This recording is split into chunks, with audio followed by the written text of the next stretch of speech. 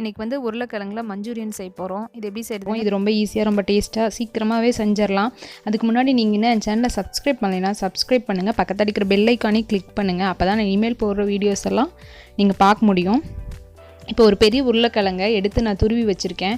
அதை தண்ணியில் வச்சு நல்லா அலாசிக்குங்க.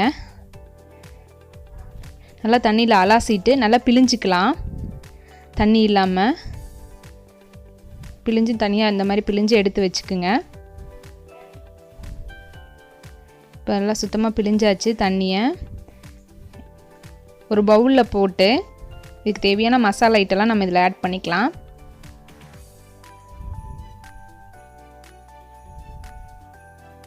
இப்போ பார்த்தீங்கன்னா நான் ஒரு ஸ்பூன் வந்து 1.5 ஸ்பூனுக்கு பக்கம் கார்ன் மாவு ஆட் பண்ணுறேன். வரமிளகாத்தூள், chilli powder, red chilli powder ஒரு ஸ்பூன் போட்டுங்க, காரத்துக்கு தேவையான அளவு. கரம் மசாலா தூள் ஒரு ஸ்பூன் போடுறேன். உப்பு தேவையான அளவு உப்பு சேர்த்துக்குங்க. மைதா மாவு ஒரு ஸ்பூன் சேர்த்துறேன். இப்போ நல்லா இதை மிக்ஸ் பண்ணிக்கலாம். எல்லாம் மிக்ஸ் ஆகிற அளவுக்கு உதிரி மாதிரி நல்லா மிக்ஸ் ஆகிற அளவுக்கு நல்லா மிக்ஸ் பண்ணிக்கலாம். தண்ணிக்கு இது நீங்கள் எதுவும் சேர்க்க வேண்டாம். அதுலேயே தண்ணி நம்ம பிழிஞ்சோல்ல, அதில் இருக்கிற தண்ணியே போதும். ரொம்ப தண்ணி சேர்க்காதீங்க, எண்ணெய் ரொம்ப இழுக்கும். அதனால் நம்ம தண்ணியே சேர்க்க வேண்டியதில்லை. அந்த பிழிஞ்ச உருளைக்கிழங்குக்குள்ளே அந்த தண்ணியே போதும். இப்போ இந்த மாதிரி நல்லா உருட்டி பிடிச்சி வச்சுக்கலாம். தண்ணி சேர்த்தா ரொம்ப இழுக்கிற மாதிரி இருக்கும். நம்ம தண்ணி தொளிக்க கூட வேண்டியதில்லை, அதில் இருக்கிறதே போதும். ஒரு 2 மினிட்ஸ் வச்சிங்கன்னா போதும், நல்லா ஊறிக்கும்.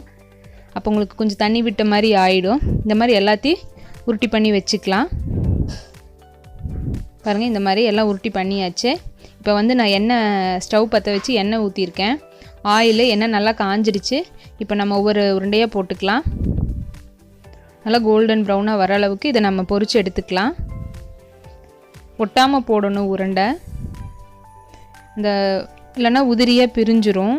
ஒட்டி ஒட்டி போட்டு நம்ம கரண்டியில் எடுக்கிறப்ப, அதனால் தொலையாக கொஞ்சம் போடலாம். தூரமாக போட்டால் கொஞ்சம் இதாக இருக்கும். பாருங்கள், இந்த அளவுக்கு பொரியுது. ரொம்ப ஸ்பீடாக வைக்க வேண்டாம், ஒரு அளவுக்கு வச்சுக்கலாம். பாருங்கள், நல்லா இந்த அளவுக்கு பொரிஞ்சிருக்கு.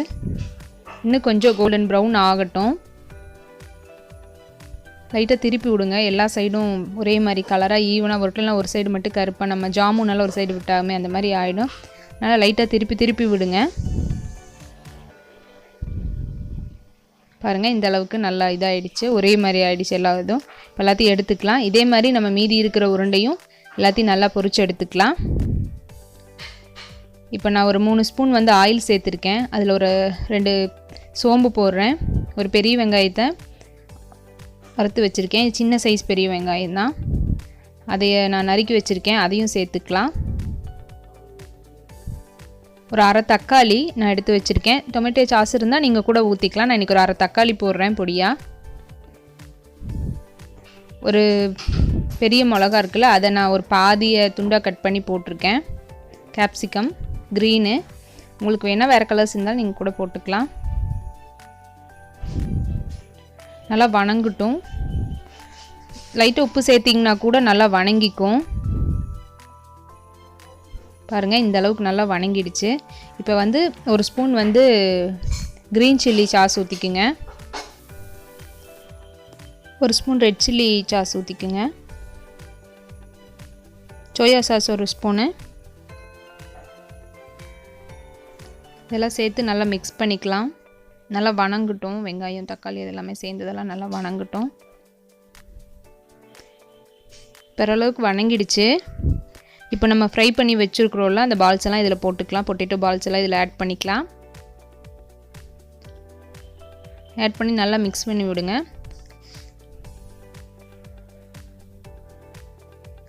நல்லா மிக்ஸ் ஆகட்டும். நல்லா வணங்கணும்.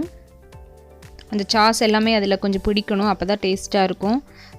செஞ்சதையும் நம்ம சாப்பிடக்கூடாது. செஞ்சு ஒரு 10 மினிட்ஸ் நம்ம மூடி வச்சிடலாம்.